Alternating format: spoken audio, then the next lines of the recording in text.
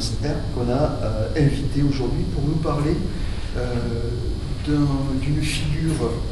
et de l'œuvre d'un philosophe qui est, on va dire, relativement, mais peut-être qu'il me contredira, relativement peu connu en France, son travail. Or, il est, de mon point de vue, un philosophe très, très important, et il est l'auteur d'un ouvrage qui nous intéresse ici particulièrement, qui est une œuvre majeure, dans la production philosophique d'Ernst Bloch, qui s'appelle Le Principe Espérance. Voilà, sans doute le connaissez-vous. C'est un livre gigantesque de mon point de vue, pour son contenu, aussi d'ailleurs pour son étendue, parce qu'il entend dans cet ouvrage traiter de la question de l'espérance sous toutes ses formes dans les sociétés humaines, de façon dont elle apparaît. Donc voilà, c'est un livre en 3 tomes, en tout cas dans l'édition Fayard, je crois, Gallimard, pardon, Gallimard. Donc voilà, c'est un ouvrage, mais qui, le philosophe et cette pensée de l'utopie, qu'il a dans cet ouvrage intitulé Le Principe Espérance, l'utopie à l'œuvre, si je puis dire, est quelque chose qui n'a pas eu un écho suffisant dans la réflexion en France, à la fois d'autres philosophes. Certains, bien sûr, l'ont relevé, Arnaud Münster et de ceux-là, mais également, ce qui nous intéresse, on va le voir, c'est dans la réflexion sur les sociétés, leur fonctionnement, celui de la pensée humaine et la place de l'utopie dans une pensée de la transformation sociale. Voilà. Je crois que même Arnaud a inventé une terminologie un peu même plus précise, de ce point de vue. Donc on va voir ça avec lui. Je vais lui passer la parole pour une intervention d'1 heure, et puis on aura l'échange ensuite avec vous à la suite. Arnaud, oui, c'est à vous. Merci beaucoup. Merci beaucoup d'abord de m'avoir invité. Et c'est avec beaucoup de plaisir et de joie donc j'ai accepté cette invitation, ayant ainsi la possibilité de parler donc pour la première fois ici à l'espace Oscar Niemeyer d'un philosophe dont le nom est inscrit dans l'histoire de la philosophie moderne et contemporaine comme étant celui de l'utopie concrète et de l'espérance, le philosophe marxiste de l'utopie et de l'espérance, qui est Ernst Bloch, malheureusement pas assez connu en France. Il est vrai que les Français, pour la grande majorité, connaissent mieux Frank Bloch, l'historien, le résistant, que Ernst Bloch, et puis il y a cette homonymie avec Ernst Bloch, le compositeur suisse-allemand de Genève, alors qui porte le même nom, donc qui aussi est presque plus connu que Ernst Bloch, auteur de cette grande, immense trilogie philosophique qui s'appelle Le Principe Espérance, et qui est une sorte nous présente une sorte d'inventaire des images de souhaits utopiques à travers toutes les réalisations de l'esprit utopique dans l'activité humaine, de l'architecture, la médecine, la littérature, la peinture, la musique, etc. Donc, il s'agit d'ailleurs de l'œuvre d'un homme, d'un philosophe, d'un très grand philosophe allemand du XXe siècle, donc, dont l'œuvre, comme celle des pères fondateurs de l'école de Francfort, a été écrite presque pour une très grande partie en exil, aux États-Unis entre 1938 et 1949, donc, et qui est rentré donc, en Europe en 1949, les valises pleines de manuscrits et de livres donc, qui ont été écrits des milliers de pages et qui pouvaient être publiés seulement donc, après la fin de la Deuxième Guerre mondiale et le retour de ces immigrés antifascistes. Et Ernst Bloch donc n'avait pas choisi Francfort comme Horkheimer et Adorno, mais Leipzig. Donc il a accepté donc la chaire de philosophie, de l'histoire de la philosophie de l'université Karl Marx de Leipzig lui a offert en 1948, voilà, et où il a enseigné ensuite, donc en 1949 jusqu'en 1957, pratiquement sans aucune interruption. Et c'est là, en 1954, que le premier tome du Principe d'Espérance a été publié. Donc, j'ai intitulé ma conférence Utopie concrète, conscience anticipante et praxis de la pensée. Ernst Bloch, évidemment, ciblant sur des trois concepts clés de son œuvre, de sa pensée. Et quand je commence, laissez-moi commencer avec quelques réflexions sur le concept d'utopie, en général le concept d'utopie concrète en particulier, parce qu'il est de bon ton aujourd'hui de dénigrer les utopies. La dénonciation des utopies est même devenue depuis un certain temps l'argument de taille d'un discours conservateur, soupçonnant d'esprit de subversion tous ceux qui, au nom de la défense des idées de justice sociale et d'égalité, du socialisme ou du communisme, se tournent vers les utopies en soulignant le caractère anticipatoire et révolutionnaire pour la construction d'un projet alternatif à l'ordre économique existant. Libéraux et conservateurs, et aussi, hélas, ceux qu'on pourrait appeler les nouveaux sociaux-libéraux, font chorus pour bannir les utopies, et ceux qui les défendent en leur reprochant d'être des rêveurs naïfs, ou de vouloir minimiser ou banaliser le danger totalitaire émanant des utopies. Évidemment, il n'y a pas que des utopies libertaires, et certaines utopies, comme par exemple l'état du soleil de Campanella, comportent en effet en elles les germes d'un ordre totalitaire. Mais le procès qui est fait, je voudrais signaler ça, le procès qui est fait entre autres par Hans Jonas dans le Principe de responsabilité, à l'idéal utopique, à la pensée utopique en général, et au marxisme utopique de Ernst Bloch en particulier, qui aurait élevé l'utopie au rang d'un but explicite, comme on peut lire dans le Principe de responsabilité. Tout cela atteste surtout de cette volonté des conservateurs de la droite d'en finir une fois pour toutes avec les utopies et leurs défenseurs, y compris et surtout avec les marxistes, tout simplement parce qu'ils dérangent et minent, pour ainsi dire, l'idéologie et les fondements théoriques d'un ordre d'aliénation et de domination qui est celui du capitalisme moderne, qu'ils défendent avec acharnement, puisqu'il est le garant de leurs privilèges et de toutes les injustices sociales sur lesquelles repose ce système. Une utopie, je reprends volontairement ce terme, une conversation avec Christine Bohémé à France Culture en juin 2004, il y a exactement 10 ans, intitulé « Pourquoi est-il faux de dire qu'il faut enterrer les utopies ?» C'est évidemment, l'utopie, c'est évidemment un topos de l'imaginaire qui attend sa concrétisation. Dans un monde où tout devient jetable,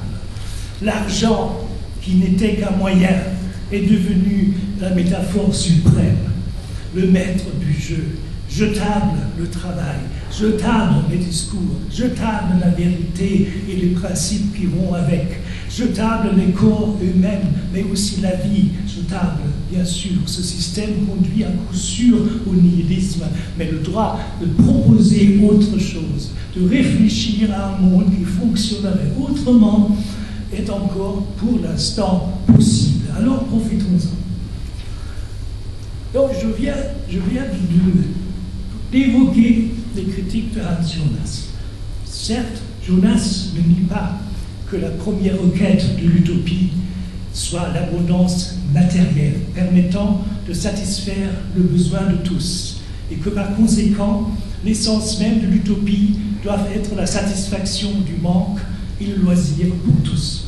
Mais il demeure persuadé que le progrès de la technique, accompagné d'une répartition plus égale des richesses produites par le capitalisme libéral,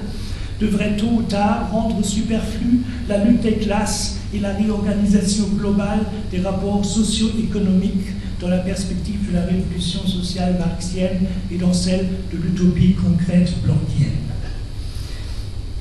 Dès les premières pages de la 4e et dernière section du principe responsabilité,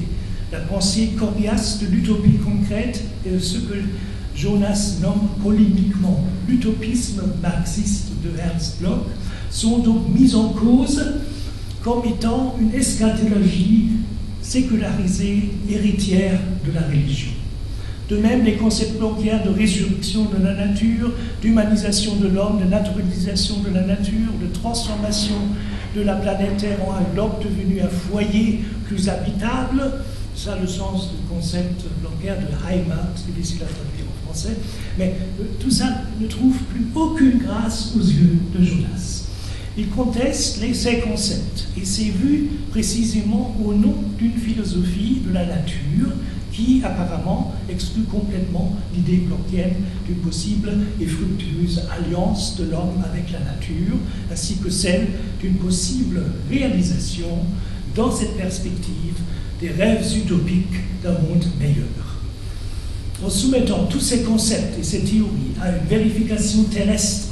comme dit Jonas n'a apparemment pas beaucoup de peine à prononcer le verdict d'un utopisme irréaliste à l'adresse de cette pensée qu'elle a tendance à classer comme subversive, avec toute pensée se réclamant du matérialisme historique et dialectique,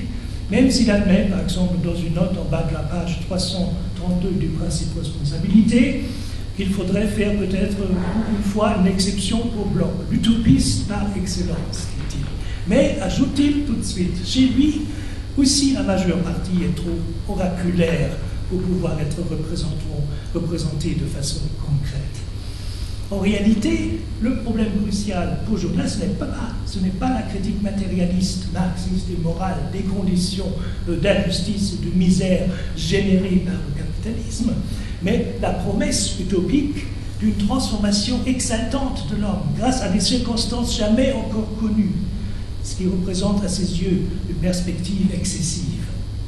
Selon lui, donc, les damnés de la terre, les damnés de cette terre, qui n'ont rien d'autre à perdre que leur chair, n'avaient pas besoin du rêve d'un homme nouveau ou d'un quelconque royaume des cieux sur terre pour chercher à obtenir une rédemption de la situation intolérable. Grâce à la nouvelle distribution des richesses et à la socialisation des grands moyens de production, une fois qu'ils avaient compris qu'elle était possible et qu'elle pouvait être obtenue sous la pression de leur solidarité. Avec ces affirmations, Jonas s'attaque en effet d'entrée de jeu aux intentions philosophiques du principe espérance d'Ernst Bloch, après avoir engagé apparemment trop vite la polémique avec cette pensée utopique. Et après avoir rejeté,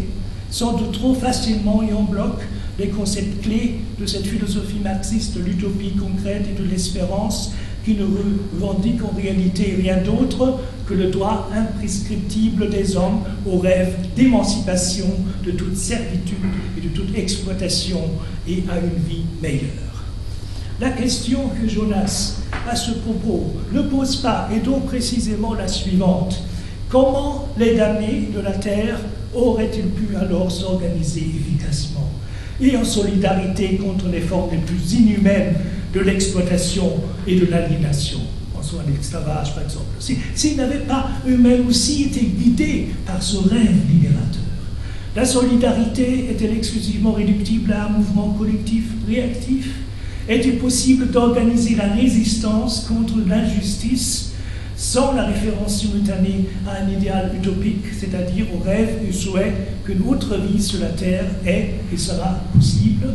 Tout cela n'est pas pris en compte par Jonas, malheureusement. Et cette faiblesse fragilise aussi, je pense, sa tentative de réfutation du marxisme utopique de Ernst Bloch et de son ontologie du nouveau être. Il convient de rappeler ici ce que Bloch a écrit dans la préface au tome premier du Principe Espérance.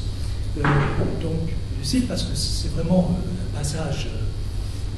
extraordinaire. L'attente, l'espérance, l'intention dirigée vers la possibilité non encore devenue constitue non seulement une propriété fondamentale de la conscience humaine, mais aussi, à condition d'être rectifiée et saisie dans leur aspect concret, une détermination fondamentale au sein même de la réalité objective tout entière. Depuis Marx, il est devenu impossible à toute recherche de la vérité et à toute décision réaliste de se passer des contenus subjectifs et objectifs de l'espérance dans le monde, à moins de sombrer dans la platitude ou d'aboutir à une impasse. La philosophie aura la conscience du lendemain, le parti pris du futur, le savoir de l'espérance, où elle n'aura plus aucun savoir du tout. Et la nouvelle philosophie, telle que Marx l'a inaugurée, c'est aussi la philosophie du nouveau, celui qui nous attend tous, pour nous anéantir ou nous combler. Son espace, c'est la possibilité objectivement réelle au sein du processus, dans la voie que suit l'objet lui-même, ou l'objet de l'intention radicale des hommes. Ne s'est encore jamais présenté, mais tout aussi bien n'a jamais été voué à l'échec définitif. Ce qui lui importe le plus, et ce qu'elle veut cultiver de toutes ses forces, c'est l'espérance véritable dans le sujet,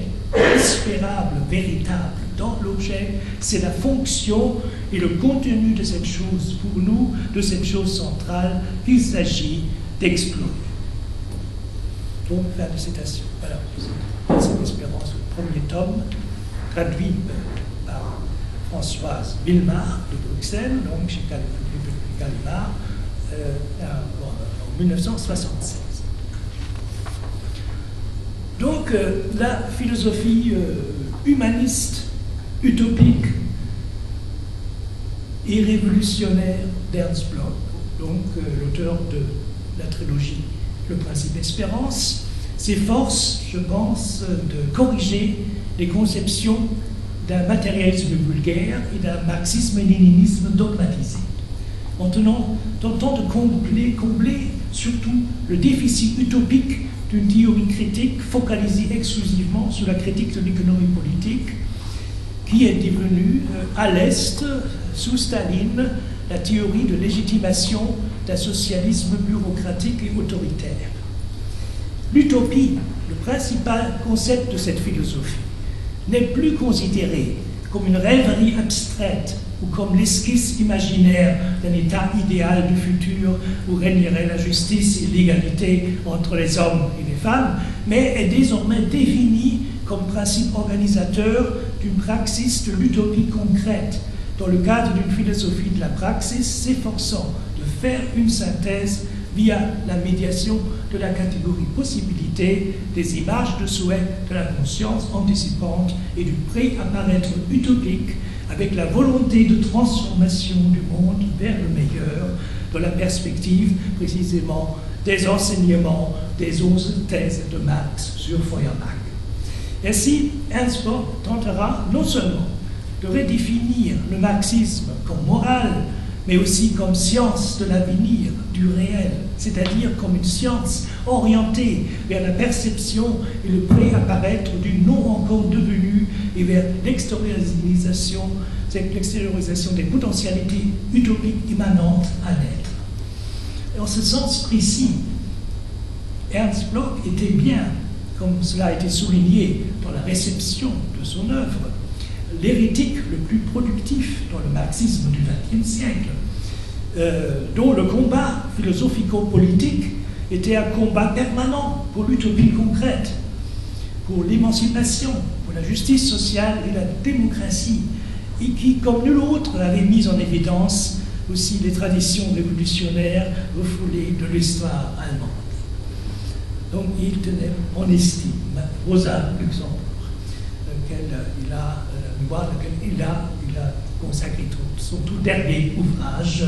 Experimentum Mundi, publié 2 ans avant sa mort, en 1975. Donc pour Bloch, soulignait entre autres Oskar Nächt lors des funérailles du philosophe à Tübingen en 1977, non seulement la vérité, mais aussi l'espérance de l'utopie sont concrètes. Mais le processus révolutionnaire général, dans lequel Bloch mettait toutes ses espérances avec son travail de taupe, comme Hegel, déduit son contenu humain de la particularité, c'est-à-dire de l'émancipation de l'homme. Pour lui, le signal de trompette du Fidelio de Beethoven n'est pas seulement un symbole esthétique, il est plutôt l'expression de l'espérance d'un homme particulier d'être libéré de la prison, de la violence et de l'oppression immédiate. il est en même temps l'impératif catégorique du seul possible comportement politique digne de l'homme, à savoir de la résolution, de renverser toutes les conditions dans lesquelles l'homme est un être humilié, asservi, abandonné et méprisable. Donc, c'est cette résolution, c'est cette détermination inébranlable, contrastant éminemment avec une attitude philosophique résignative à la Schopenhauer, ou avec celle du vieux Horkheimer et du vieux Adorno, qui avait constamment donc, stimulé Ernst Bloch pour achever cette encyclopédie systématique des images de souhait de ce projet utopique dans le monde, qu'est le principe d'espérance. C'est cela qui distingue le système de pensée utopique néo-marxiste d'Ernst Bloch, non seulement de la pensée critique d'Adorno, mais aussi de la pensée d'un marxisme de la mélancolie qui marque la pensée et l'œuvre de Walter Benjamin. C'est ça aussi qui le distingue, par exemple, de la reconstruction du marxisme, ce débat scientifique de l'Althusser. Donc, de ce fait, la pensée utopique d'Ernst Bloch, cette pensée de l'utopie concrète, me semble se définir avant tout comme une nouvelle approche de la philosophie de la praxis, née sur des fondements hegeliano-marxistes, mais reformulée dans l'horizon de l'esprit de l'utopie. Une philosophie de la praxis où agir signifie avant tout résister et dégager, libérer les tendances proto-utopiques présentes, mais non encore réellement extériorisées de l'étang, dépasser la facticité et souvent médiocre et désespérante du réel en vue de concrétiser les rêves et les utopies sommeillantes qui nous donnent la force de survivre et de résister contre les injustices et d'œuvrer à la construction d'un monde meilleur. Là, à ce propos, je vais citer un passage de l'article que Ernst Bloch a publié en 1936 dans la revue du Weltbühne de Prague, donc justement peu de temps avant son départ en exil aux États-Unis. Dans cette revue, donc, il dit, dans un article remarquable, l'essence non réalisée devient idéale et l'essence non encore réalisée, c'est la tendance. C'est pourquoi l'invariance dans l'histoire est seulement ce qui fait l'histoire, c'est-à-dire l'invariance des contenus devenus. C'est le manque, la carence de l'objet, logique d'énonciation de ce qui est. C'est la carence de l'essence objective de manifestation de l'essence du monde. C'est la réalité, à mesure où l'essence de l'homme existe dans la puissance et dans la liberté de la dépasser, jusqu'à des contenus d'expérience de la saturation du bonheur dans un foyer possible. Ce passage comprend déjà trois concepts majeurs de la pensée blochienne et de son chef-d'œuvre philosophique, le principe espérance, écrit pendant les années d'exil aux États-Unis entre 1938 et 1949. Premièrement, le concept de latence, tendance, hérité de Leibniz et instrumentalisé par Ernst Bloch pour son système d'une ontologie utopique ouverte. Deuxièmement, le concept de dépassement, Überschreiten en allemand, c'est Denken heißt Überschreiten, penser, c'est dépasser, c'est transcender, donc c'est l'inscription qui est gravée sur la pierre tombale du philosophe au cimetière de Tübingen. Mais il ne s'agit nullement ici d'une transcendance au sens de la philosophie idéaliste, transcendantale, par exemple de Kant ou de Fichte, mais plutôt d'une transcendance dans l'immanence, qui relie le sujet connaissant, rêvant de l'avènement d'un monde meilleur à une matière utopique dans laquelle il est dialectiquement enchevêtré et impliqué. Et troisièmement, il y a le concept de bonheur, le bonheur dans un foyer possible, un concept qui anticipe, pour ainsi dire, la conclusion de la trilogie blochienne du principe de l'espérance, où Bloch souligne que la genèse réelle n'est pas au début, elle est à la fin, et elle ne commencera que lorsque la société et l'existence deviendront radicales, autrement dit, se saisiront à la racine. Or, la racine de l'histoire, affirme Ernst Bloch, c'est l'homme qui travaille, c'est l'homme qui crée, c'est l'homme qui transforme et dépasse le donner factuel, et dès qu'il sera saisi, dès qu'il fondera ce qui est sien dans une démocratie réelle, sans désaisissement et sans aliénation, naîtra dans le monde ce qui nous apparaît à tous dans l'enfance, où personne encore n'a jamais été le foyer. Donc, Heimat. Certains traduisent aussi par patron. Bon, foyer, je pense que c'est plus proche. Bien entendu, donc, le concept de latence communique ici intimement et dialectiquement avec le concept de tendance, et ce dernier avec le concept d'utopie, au même titre que le concept de bonheur, si cher aux utopies revendiquant donc le droit au bonheur de tous, sacherait s'enchevêtre dialectiquement avec le concept de l'identité enfin trouvée. Mais cette construction théorique est encore complétée par les concepts majeurs de praxis, d'anticipation et d'utopie. Et ainsi, la contribution significative d'Ernst Bloch à la pensée au néo-marxisme du XXe siècle consiste essentiellement, je dirais, dans l'inscription du concept de conscience anticipante et d'image de soi utopique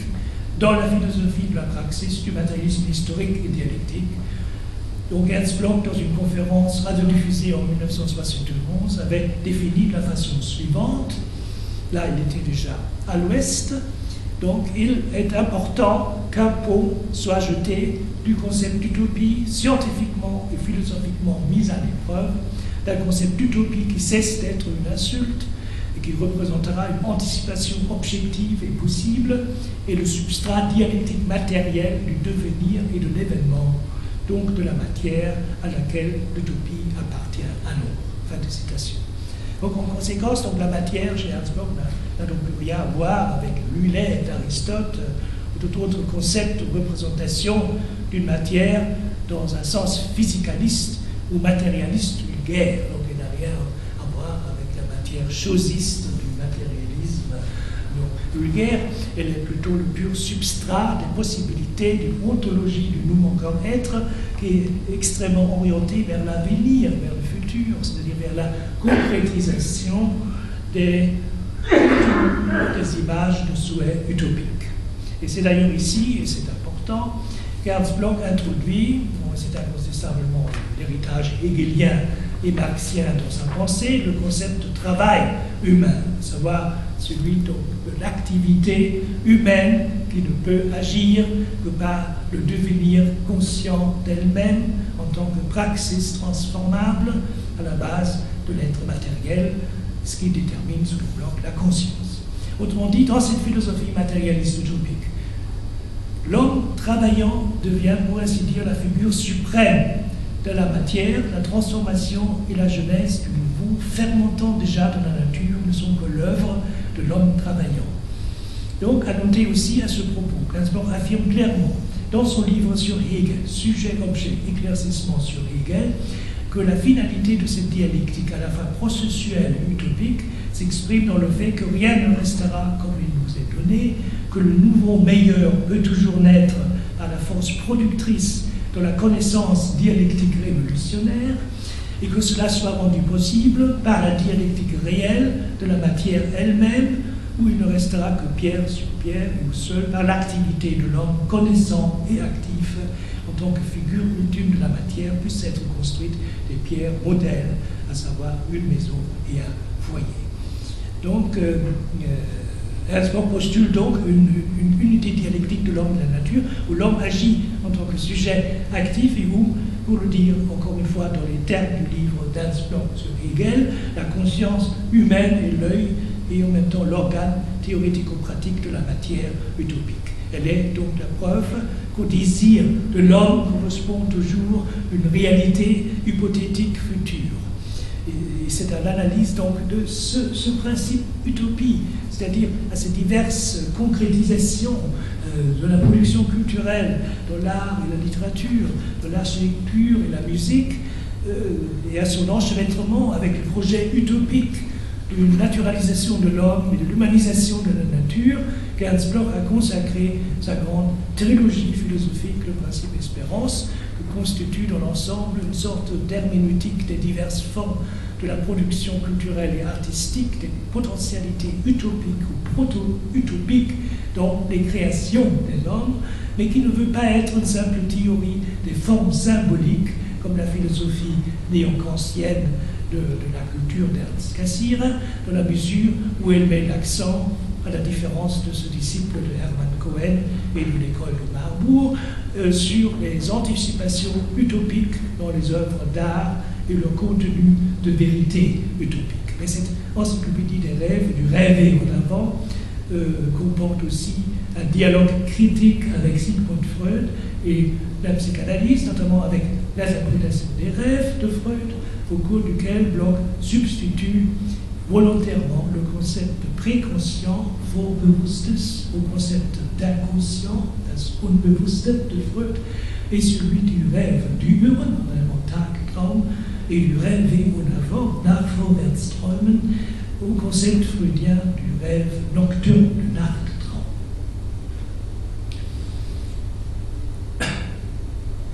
Il est aussi très critique, évidemment, il y a aussi dans son œuvre une critique assez sévère de la position de Jung, de la psychanalyse jungienne, qui est qualifiée de fascisante par Ernst Bloch. Oui, évidemment, on a reproché les critiques dogmatiques de Bloch. Ces dernières années, en RDA, ont surtout insisté souvent sur le côté religieux chez Ernst Bloch, et comme s'il y avait une dérive, une déviation trop forte vers la théologie ou vers la mystique dans cette pensée. Effectivement, la critique de la métaphysique traditionnelle et en même temps la volonté de sauvegarder certains concepts théologiques pour une vision du monde, une philosophie de l'histoire à la fois matérialiste et messianique,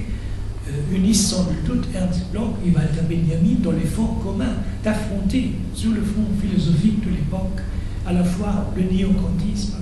la philosophie positiviste de la science, le vitalisme, le relativisme, tous les courants irrationalistes et fascisants de la pensée conservatrice de son époque, représentés par Spengler, Clark, Spoiler, etc. Et on incite aussi à de défier aussi simultanément tous les courants dogmatiques et vulgarisateurs du marxisme, évoluant sous le poids du révisionnisme et de la dogmatisation stalinienne vers une canonisation dogmatique qui faisait de plus en plus disparaître le vrai visage de la philosophie de Karl Marx. Pour Bloch, comme pour le jeune Horkheimer, le jeune Adorno ou Walter Benjamin, la découverte des manuscrits philosophico-économiques de Marx par Yazanov en 1932, ainsi que les graves erreurs commises par les partis politiques marxistes en Allemagne à l'époque de la République de Weimar, face à la montée du fascisme en Allemagne, c'était des événements théoriques et politiques majeurs qui le stimulaient à esquisser les fondements théoriques du matérialisme historique et dialectique de Marx et Engels et d'une philosophie marxiste, la praxis en général, à la lumière des tâches nouvelles résultant de cette situation complexe. Mais en même temps, donc évidemment,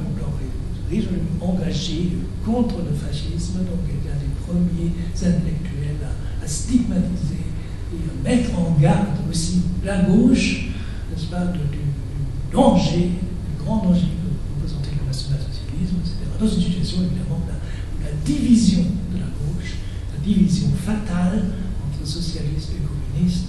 favorisait énormément la montée du nazisme, n'est-ce pas, au même titre que crise économique de 1929. Et cette question de savoir s'il n'y a pas un parallélisme entre cette situation de l'Allemagne dans les années 30 avec celle de la France d'aujourd'hui. Mais ça, c'est un autre problème.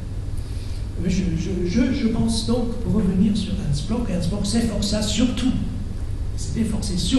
à réhabiliter au sein même de la discussion théorique marxiste contemporaine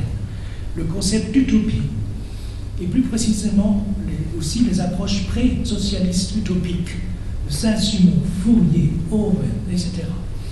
dans la pensée matérialiste du XIXe siècle. Il s'efforce de réhabiliter donc l'esprit utopique, la pensée utopique pour un marxisme, un matérialisme historique rénové, revitalisé, dans le but évident de renouveler, de revitaliser la vision du monde et la philosophie marxiste du XXe siècle, par la réactualisation de cette tradition de pensée utopique refoulée, trop refoulée précisément par des tendances d'un socialisme scientifique inauguré par Engels et dogmatisé ensuite, notamment par les théoriciens soviétiques du marxisme-léninisme, jusqu'à l'effacement total des toutes dernières traces utopiques dans le marxisme par Staline. Mais Ernst Bloch pourrait donc objecter, évidemment pour ça, il a été chassé, n'est-ce pas, interdit, après la crise hongroise d'octobre 1956, il a évidemment été mis au silence, interdit d'enseignement, écarté évidemment de ses fonctions universitaires, placé sous surveillance policière, la Stasi, etc., et donc marginalisé complètement jusqu'au moment de son départ définitif de la RDA en août 1961, une semaine précisément, exactement une semaine avant la construction du mur de Berlin. Donc, alors, Ernst Bloch pourrait-on donc objecter, en voulant inverser donc à tout prix la tendance, n'est-il pas évidemment aller, c'est pour répondre à ces critiques, n'est-ce pas, n'est-il pas évidemment aller trop loin dans la réhabilitation de cet héritage utopique du socialisme? Ne s'est-il pas ainsi éventuellement trop éloigné de Marx, en négligeant par cette réécriture philosophique de l'histoire des utopies le fondement majeur du matérialisme historique et dialectique, à savoir la critique de l'économie politique de Marx, que Marx et Engels, les pères fondateurs, comprenaient quand même comme leur démarche scientifique prioritaire.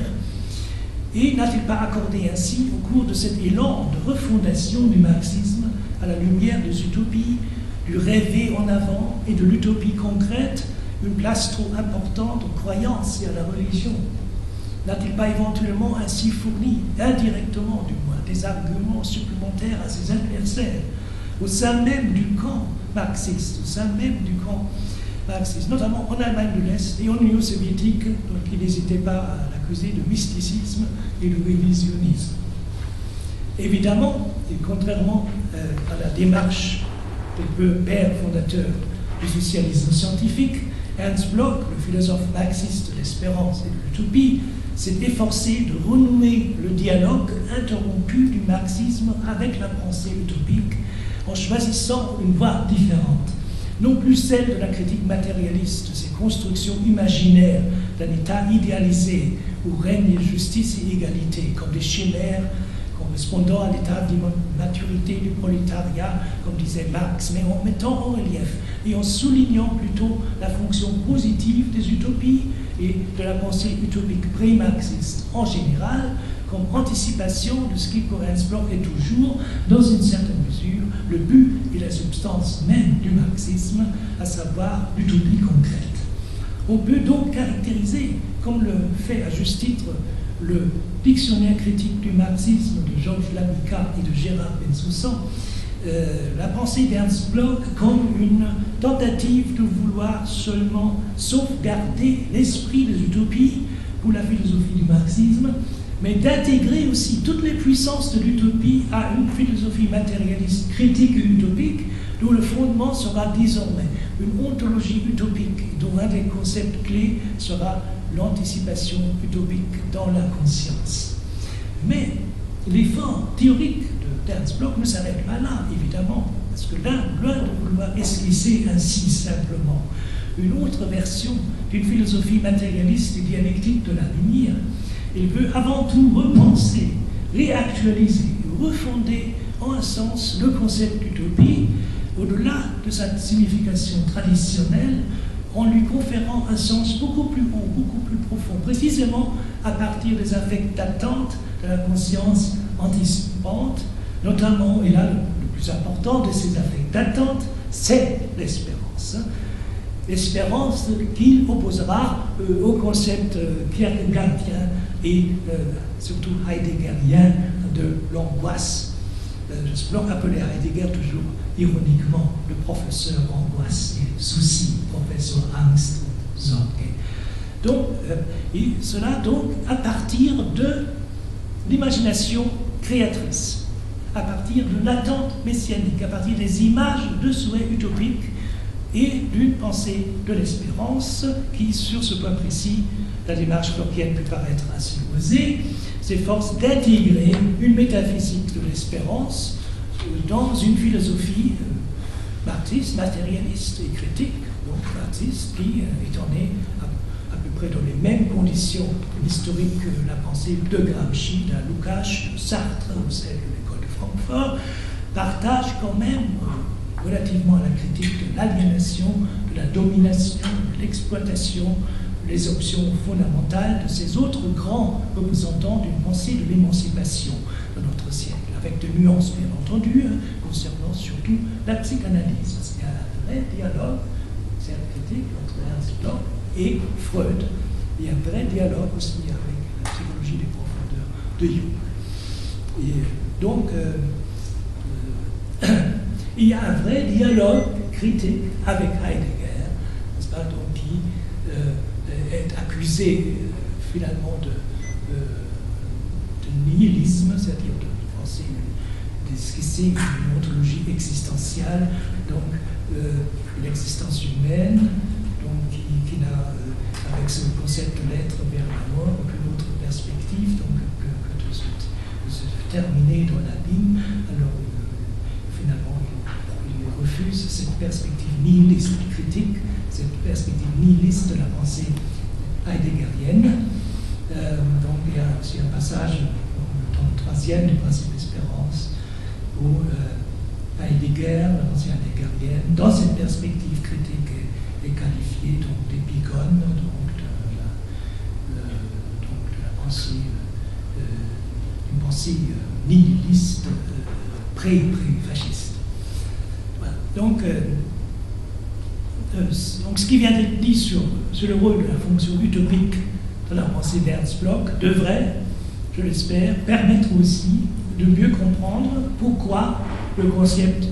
blochien d'utopie concrète, si mal compris par certains, mais utilisé aussi par certains, comme par exemple dans le domaine de l'architecture en France, précisément par Bruno Castro,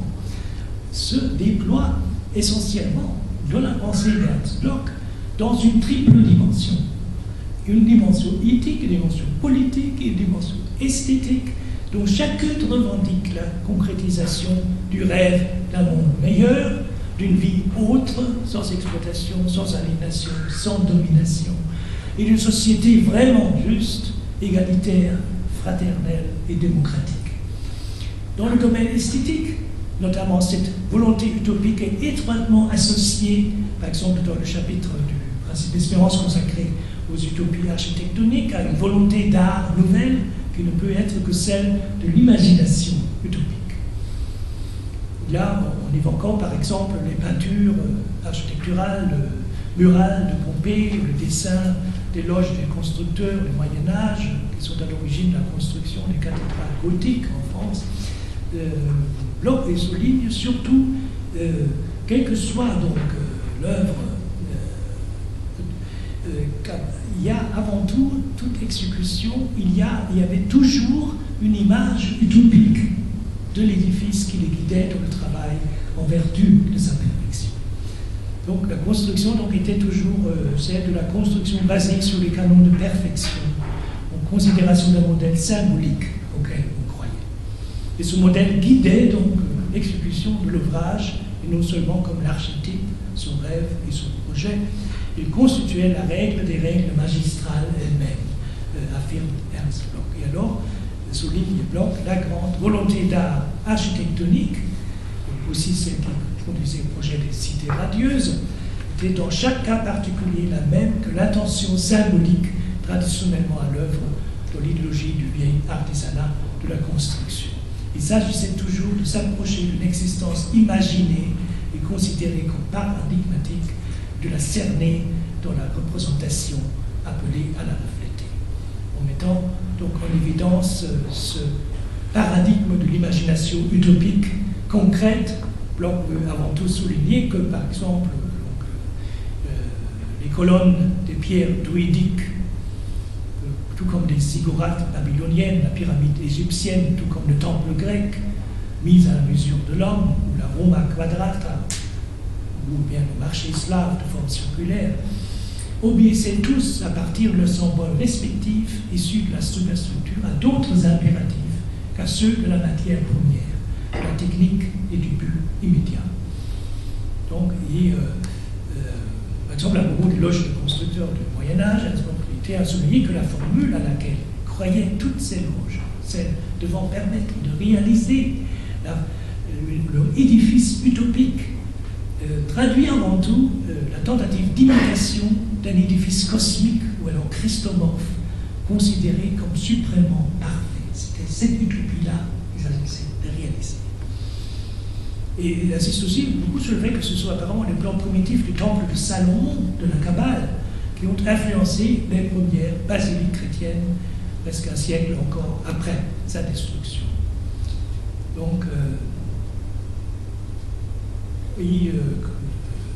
les cités planifiées, les villes idéales, ne traduisent donc que l'utopie de l'art géométrique du nouvel urbanisme bourgeois. Mais vraiment, ce principe dit de l'imagination utopique, se concrétisant dans tous ces projets, la cité radieuse, idéale, n'est pas le même pour les utopies libertaires à la Charles Fourier que pour les utopies de l'ordre à la Campanella. Car, constate Bloch, tandis que l'utopie sociale de Thomas More décore l'État qu'elle considère comme le meilleur, de maisons particulières, de constructions terrasses, de cités jardins à la structure très lâche, l'utopie autoritaire de Campanella dépend 100 ans plus tard des vastes immeubles d'habitation, des constructions tout en hauteur et d'une cité entièrement centralisée. Avec ses murs concentriques, ses fresques murales cosmiques, la disposition circulaire de l'ensemble, c'est le tracé mathématique rigoureux qui règne ici en maître, conséquence de l'utopie de l'ordre, ou peut-on même dire de l'utopie déterminée par l'astrologie. En outre, depuis les projets d'urbanisme baroque, le mot d'ordre de toute cité bourgeoise idéale est resté la géométrie au niveau de l'ensemble. Donc, si Bloch insiste à tel point au cours de son parcours encyclopédique sur les utopies, sous toutes leurs formes, sur la fonction utopique de l'imagination créatrice, c'est parce que celle-ci n'est que le transfert, la médiation dans le matériau concret des contenus rêves de la conscience anticipante. Et c'est parce qu'elle est persuadée que les images de souhaits utopiques qu'elle comporte et qu'elle extériorise de diverses manières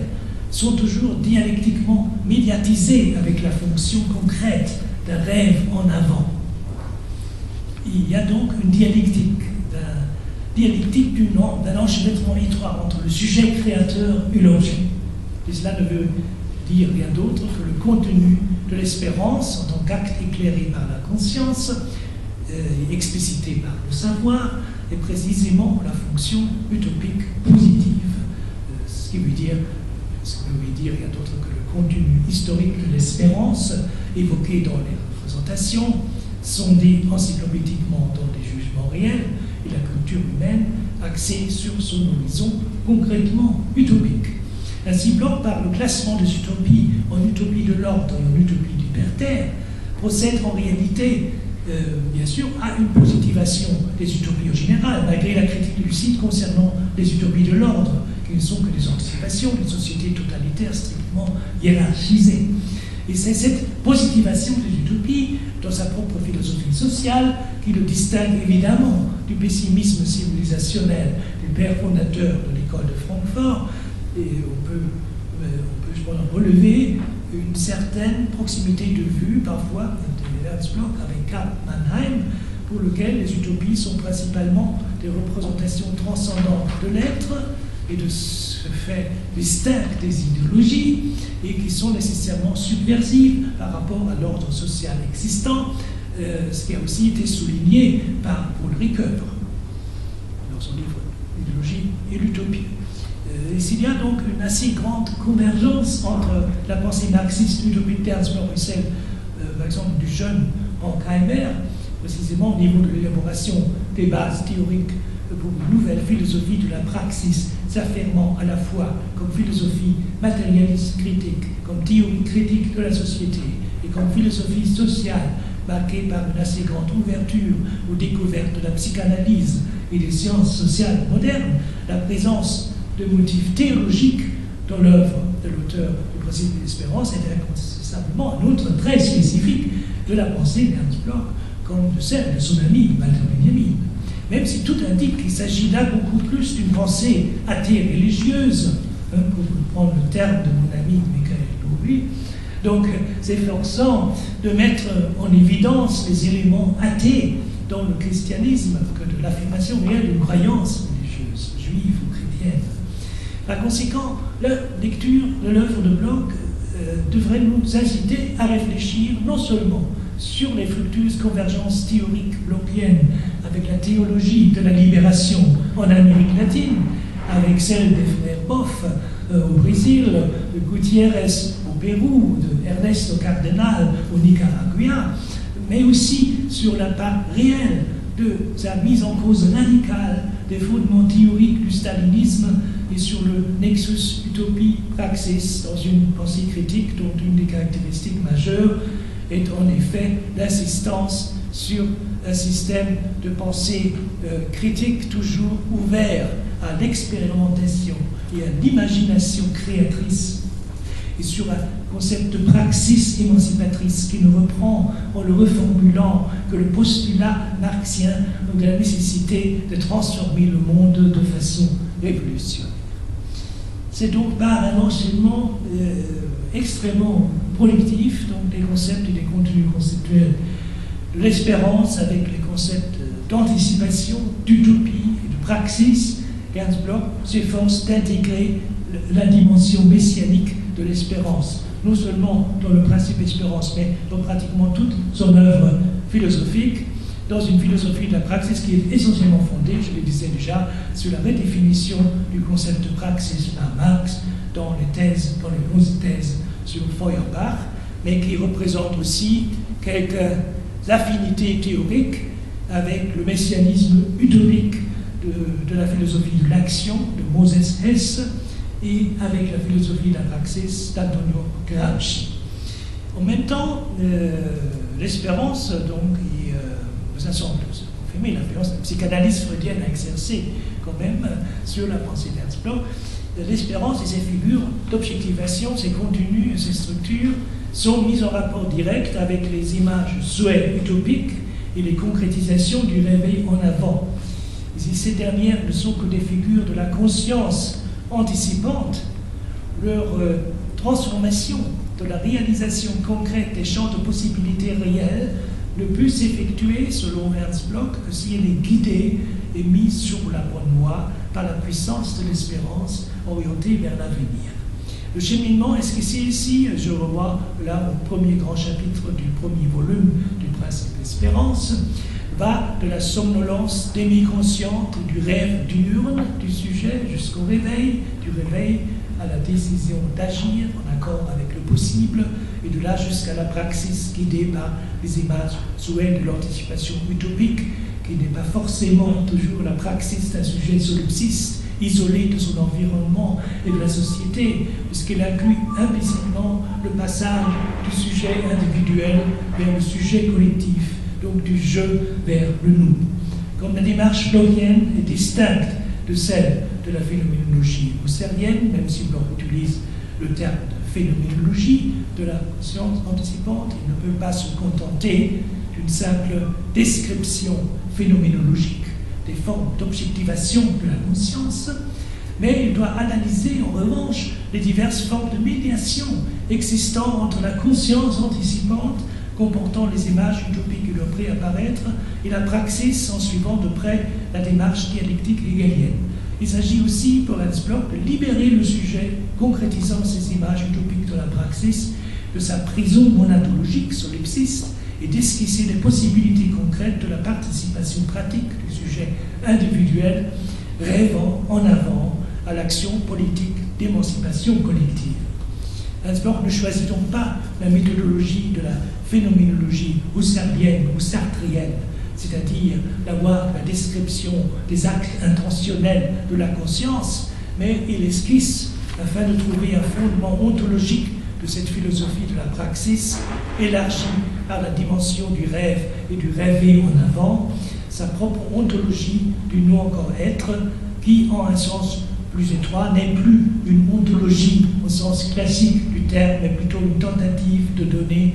un fondement ontologique à cette pensée placée d'une façon si spectaculaire sous le signe de l'utopie, de l'anticipation, de l'émancipation et de l'espérance. Une des caractéristiques de cette ontologie du non encore être est effectivement qu'elle relie dialectiquement, contrairement aux ontologies traditionnelles, le concept de non encore être, le concept de pouvoir être, voire de l'être en puissance, emprunté au livre Theta de la métaphysique d'Aristote, mais aussi à Schelling. Autrement dit, ce sont les notions d'être et de non-être qui sont en permanence dépassées par le concept de pouvoir-être. Esse in potentia, comme disait Aristote, mais ce qui compte avant tout pour Ernst Bloch, et c'est cela l'influence déterminante de la philosophie schellingienne, celle des âges du monde de Schelling, c'est la notion de l'être en processualité. Mais ce concept est non seulement appliqué par Ernst Bloch, comme dans la philosophie de Schelling, à la nature, mais à l'être en général. Or, quel est, on peut tous se questionner, quel est exactement le statut du non dans cette ontologie blochienne du non encore être? Force est de constater que pour Ernst Bloch, le non n'est pas une pure négativité, c'est ça la différence d'ailleurs par rapport à l'ontologie existentielle, phénoménologique de Heidegger. Donc le non n'est pas une pure négativité, ou un moment de puissance destructrice, voire une qualité purement destructrice. Mais comme pour Hegel et pour Marx, une force à la fois négative, productrice et enceinte d'avenir, c'est-à-dire quelque chose qu'Ernst Bloch désigne aussi dans une certaine proximité à l'égard de la philosophie de la nature de Schelling et surtout de Hegel, comme un gestatif au-dessous de tout devenir, de la négation pousse en avant de façon dialectique et utopique dans le processus réel de l'être. Il n'y a qu'une qualité destructrice limitée dans la mesure où il apparaît aussi dans la dialectique matérialiste comme la contradiction qui dissout l'être devenu. Mais cette contradiction ne produit pas vraiment l'unique sursomption du devenir dans un cadre spatio-temporel donné. Elle se manifeste en tant que contradiction permanente à mesure où ce qui est chaque fois déterminé et réalisé doit forcément devenir à chaque degré de l'être devenu sa propre limite, parce qu'aucun être devenu représente un être parfait dans la tendance envers le tout. Autrement dit, Ernst Bloch s'approprie la méthode hegelienne de la dialectique de telle façon qu'aucun être devenu ne puisse plus être pensé sous une forme figée et sans ce mouvement mordant du négatif, du non, voire du non encore. Et en même temps, ce moment ontologique du non encore s'enchevêtre chez Bloch avec le sujet fini, à savoir avec l'affect d'attente du moi, et notamment l'affect de l'espérance comme premier affect, de telle façon que la qualité processuelle de l'être devienne, pour ainsi dire, le fondement matériel de l'utopianisation, de l'attitude d'attente, de l'espérance. C'est la liaison dialectique des deux instances qui rend possible la transformation du monde dans l'horizon de la concrétisation, de la production des qualités utopiques tendanciellement présentes en lui, et en mettant cette dialectique au centre même de sa pensée et de son œuvre, Ernst Bloch esquisse en même temps je le disais déjà, une nouvelle philosophie de la praxis qui enrichit de manière considérable la théorie marxiste du XXe siècle. Finalement, il est encore à souligner que le fait que Bloch ait voulu consacrer son tout dernier ouvrage à la mémoire de Rosa Luxembourg est tout à fait révélateur pour le combat mené par l'auteur du Principe d'espérance, à la fois sur le front philosophique et politique, et pour le tournant décisif dans sa pensée politique qui s'est produit en 1956, pendant et après l'insurrection hongroise. Car ce livre, comme le prouve son grand discours sur Marx à Trèves en mai 1968, prononcé à l'occasion du 150e anniversaire de Karl Marx, atteste la rupture définitive du philosophe avec le stalinisme à l'égard duquel il avait été apparemment trop complaisant à certains moments, notamment en 1936-37, lors de l'organisation des procès de Moscou, et aussi peut-être pendant les premières années de son magistère à l'université de Leipzig entre 1949 et 1955, alors que cela était déjà en contradiction avec sa propre philosophie marxiste résolument humaniste et non dogmatique. Mais comme ami personnel de Bertolt Brecht, de Hans Mayer et de Hans Eisler, l'auteur de l'hymne national de la RDA, Ernst Bloch avait en effet assumé pendant 7 ans en tant que directeur de l'Institut de philosophie de l'Université Karl Marx de Leipzig et directeur avec Wolfgang Harich de la Deutsche Zeitschrift für Philosophie, la revue allemande de philosophie. Il avait assumé le rôle et la fonction du philosophe officiel de la RDA. Mais comme les documents trouvés ces dernières années dans les archives de la Stasi à Berlin et dans les archives de l'Université de Leipzig l'attestent, Bloch s'était certes prudemment au début, mais ensuite de plus en plus résolument engagé dès 1955, sans avoir jamais réellement adhéré au parti, du côté de l'opposition de gauche au sein même du Parti communiste allemand, l'opposition de gauche et démocratique, donc en appuyant les forces oppositionnelles à la politique ouvertement stalinienne de Walter Ulbricht, le premier secrétaire du SED, du Parti socialiste unifié de l'Allemagne de l'Est, à savoir le groupe oppositionnel autour du professeur de sociologie Wolfgang Harich à Berlin-Est. Comme Brecht et Hans Eisler, Ernst Bloch avait quand même eu le courage de dire non de temps en temps à certaines pratiques bureaucratiques du parti et de mettre en garde contre une dangereuse russification de la théorie et de la pratique du marxisme à l'Est, ce qui était très mal vu par les apparatchiks du Parti communiste, évidemment on peut imaginer. Donc surveillé par la Stasi, la police politique de l'ex-RDA, Ernst Bloch aurait dû lui aussi être arrêté et condamné dans le cadre d'un procès contre Socrate que la justice du régime avait déjà préparé contre lui depuis décembre 1956. Donc ce n'est qu'au tout dernier moment, je le souligne dans ma biographie d'Ernst Bloch, voilà, et toute concrète d'Ernst Bloch, une biographie qui a déjà été publiée en 2001 à Paris, en français, aux éditions Quimet. Donc que le projet d'arrestation et d'accusation officielle de Ernst Bloch comme révisionniste, comme mystique, s'étant égaré sur le terrain de la théorie scientifique du marxisme-léninisme, donc d'après le langage officiel. Donc ce projet a été abandonné au dernier moment, à la dernière seconde pratiquement, suite à certaines discordances au sein même du comité central et ensuite, suite surtout aux craintes du numéro 1 de la RDA, Walter Ulbricht, de discréditer davantage son régime autoritaire par une action extrêmement impopulaire, susceptible de déclencher de violentes protestations internationales, c'est-à-dire l'arrestation d'Ernst Bloch et son emprisonnement. Donc les documents consultés aux archives de l'Université de Leipzig attestent aussi qu'Ernst Bloch avait toujours, certes timidement au début, œuvré en faveur d'une démocratisation du régime, en soulignant d'abord en privé, puis de plus en plus aussi en public, que le vrai socialisme, ce n'était pas la dictature bureaucratique des apparatchiks en RDA ou en Union soviétique, mais une société juste et égalitaire où devrait régner la fraternité et la solidarité. Donc tout cela, donc, on ne peut que conclure que face aux réalités grises du socialisme réellement existant à l'Est, la pensée politique d'Ernst Bloch avait donc évolué progressivement vers le luxembourgisme, qui avait déjà marqué sa pensée politique entre 1917 et 1919, et vers l'apologie d'un socialisme à visage humain. Et c'est la raison pour laquelle il avait salué le printemps de Prague et toutes les autres tentatives de dégel qui se sont produites auparavant en Pologne et en Yougoslavie. Son départ de l'Est à l'Ouest en août 1961, quelques jours seulement avant la construction du mur de Berlin, ne changea en rien son attitude politique critique fondamentale, car continuant de s'affirmer marxiste, une fois installé à Tübingen, à l'Ouest, il rejoint rapidement les étudiants contestataires ouest-allemands signe des pétitions contre la guerre du Vietnam, milite contre les lois d'urgence et participe encore en tant qu'octogénaire à des manifestations publiques à Tübingen, à Francfort, à Hambourg et à Berlin. Saluant le printemps de Prague comme réalisation de l'utopie concrète, il noue une amitié sincère avec Rudi Dutschke, le leader des étudiants allemands en révolte, et tente de se réconcilier avec Adorno, avec qui il avait rompu en 1942 en exil. Dans une allocution, donc, il faut dire aussi qu'il a fait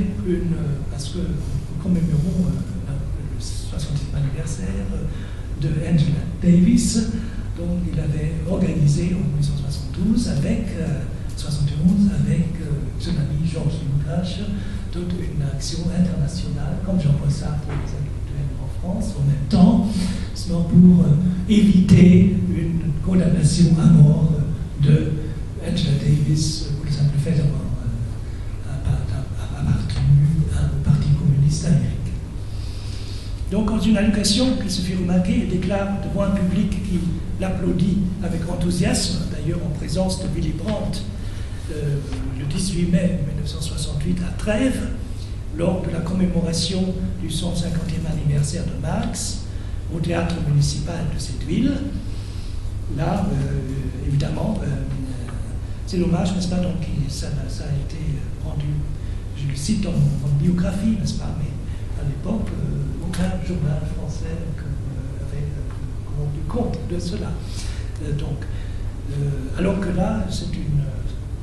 sorte de profession de foi, c'est très clair, donc règle un sens, là, c'est compte avec la RDA où, dans les 4 dernières années, il était évidemment discriminé et obligé à vivre complètement en marge de la société, sous une surveillance policière totale. Voilà, donc à propos de l'humanisme marxiste qu'il défend, il dit donc le vrai humanisme ne correspond à ce paradoxe pour tous les empéristes qui se dénomment depuis les années 20 utopie concrète.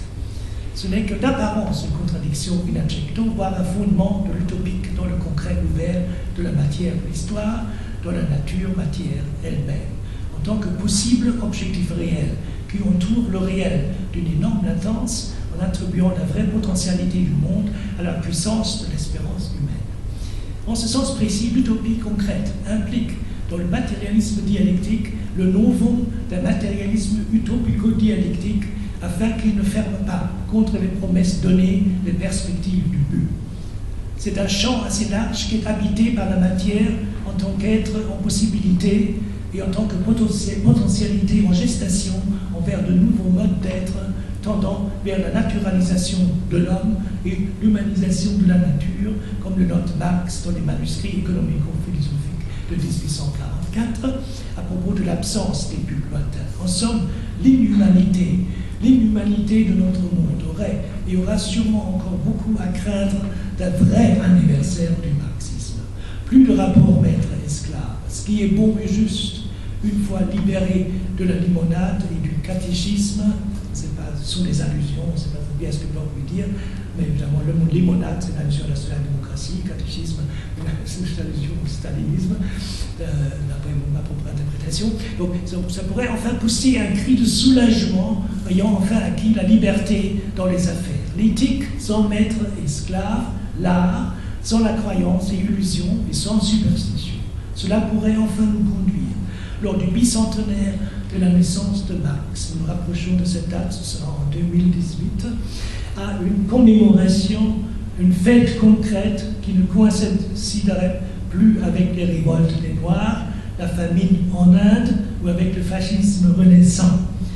Prométhée, disait le jeune docteur Marx, c'est le saint le plus noble dans le calendrier philosophique. Ce qu'il voulait dire, c'est qu'il ne sera plus cloué, encore une fois, au rocher ou à la croix. Au contraire, quod erit demonstrandum, ce qui devra être prouvé. Merci. Merci.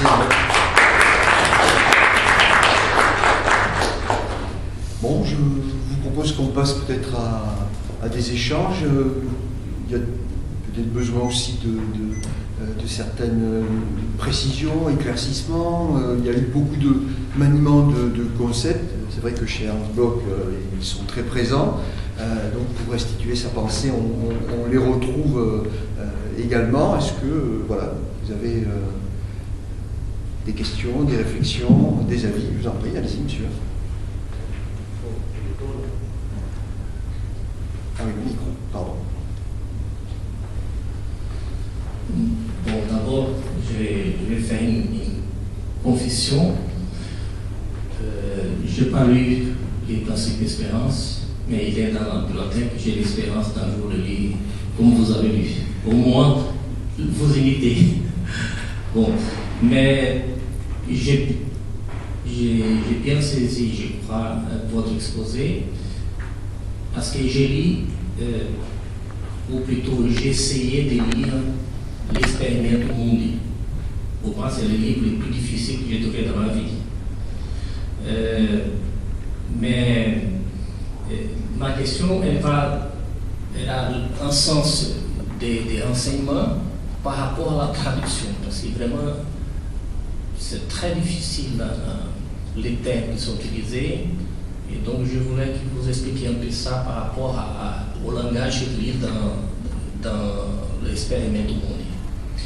Et la question du contenu, c'est par rapport à